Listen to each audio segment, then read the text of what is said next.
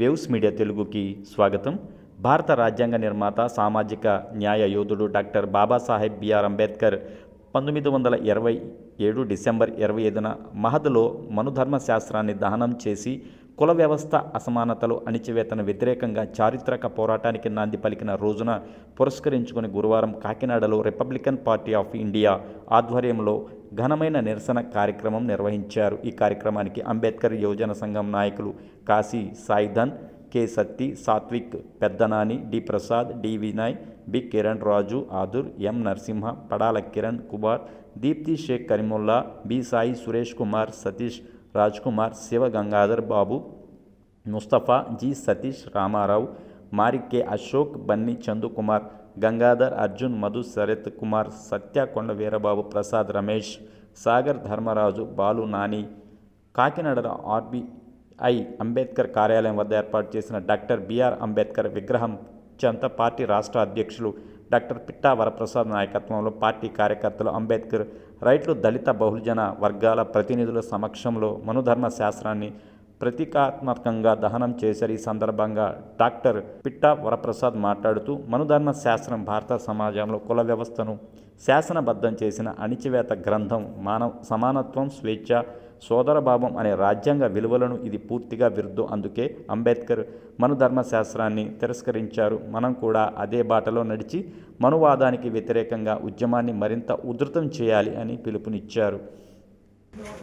1927 December 25న doctor Babasaheb Ambedkar మవ్ అనే పట్టణంలో కుల వివక్ష వ్యతిరేకంగా, అంటరానితనానికి వ్యతిరేకంగా, ఊరి దూరంగా విసిరేపడ్డ జనానికి అనుకూలంగా ఏదైతే మనువు అత్యంత క్రూరంగా ఓ ధర్మశాస్త్రాన్ని రాసి శిరస్సు నుంచి బ్రాహ్మలు, భుజాల నుంచి క్షత్రియులు, ఉదర నుంచి వైశ్యులు, పాదాల నుంచి శూద్రులు పుట్టారని ఆ శాస్త్రాన్ని పొడిగిస్తూ పై 3 కులాలకి ఈ శూద్ర కులాలన్నీ సేవ చేయాలని ఆ రోజు రాయడం జరిగింది.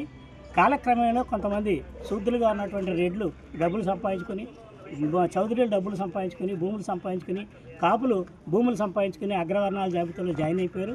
మిగతా వాళ్ళు బీసీలు, ఎస్సీలు, ఎస్టీలు ఇప్పటికీ కులవేక్షత, అంటరానితనానికి గురవుతూ ఉన్నారు. ఈ 1927 నుంచి ఇప్పటివరకు ఇన్ని సంవత్సరాలు గడిచిన కులవివక్షత ఇంకా విలయతాండం చేస్తూనే ఉంది.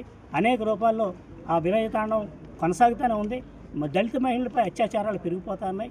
ప్రతి గంటకి ఒక మహిళపై అత్యాచారం, మర్డర్ కూడా జరుగుతోంది. అలాగే దళిత యువతపై ఎవరైతే ఈరోజు ఉద్యోగాలు లేక చదువుకునే నిరుద్యోగ యువతలు ఖాళీగా తిరుగుతుంటే ఈ పోలీసులు కేసులు కావాలనే ఉద్దేశంతో వీళ్ళని టార్గెట్ చేసుకుని వీళ్ళ మీద తప్పుడు కేసులు బనాయించి వీళ్ళని హింసిస్తూ ఉన్నారు. అగ్ర కులాల్లో, రెడ్డిల్లో, చౌదరీల్లో, కాపుల్లో ఉన్నటువంటి రౌడీలు చాలామంది ఈ రాష్ట్రంలో అనేకమైన బేభత్సాలు చెప్తున్నారు. రఫా అంటున్నారు. వాళ్ళని ఏమీ పట్టించుకోకుండా అమాయకులైన దళిత యువకుల్ని బెదిరించి వాళ్ళ మీద వాళ్ళకి కావాల్సిన కేసుల కోసం వీళ్ళందరినీ బలి చేసి జైలు పాలు చేయడం శోచనీయం. దీన్ని మేము పూర్తిగా రిపబ్లికన్ పార్టీ ఆఫ్ ఇండియా ఖండిస్తూ ఉంది. యువతకి ఉపాధి కల్పించవలసిన బాధ్యత, వాళ్ళని సన్మార్గంలో పెట్టవలసిన బాధ్యత భారత రాజ్యాంగం ఇచ్చింది. ఆ భారత రాజ్యాంగం హక్కులను మీరు కాలరాసి మనుధర్మ శాస్త్రాన్ని ఇప్పటికీ మీరు పాటించడం చాలా సిగ్గుచేటు. ఇప్పటికైనా సరే ఇప్పటి నుంచి మనుధర్మ శాస్త్రాన్ని మీరు పక్కన పెట్టి భారత రాజ్యాంగాన్ని గౌరవించి దళిత యువతలకు వాళ్ళకు ప్రోత్సాహాలు ఇచ్చి, వాళ్ళ విద్యావంతులుగా ఉన్న వాళ్ళకి ఉద్యోగాలు ఇచ్చి ఉపాధి కల్పించాలని. ఆ విధంగా చేయకపోతే పెద్ద ఎత్తున పోరాటాలకి యువత అంతా ముందుకు వస్తుందని తెలియజేస్తా ఉన్నాను. నా పేరు Pitta Varaprasad, Republican party of India Ambedkar రాష్ట్ర అధ్యక్షుడు.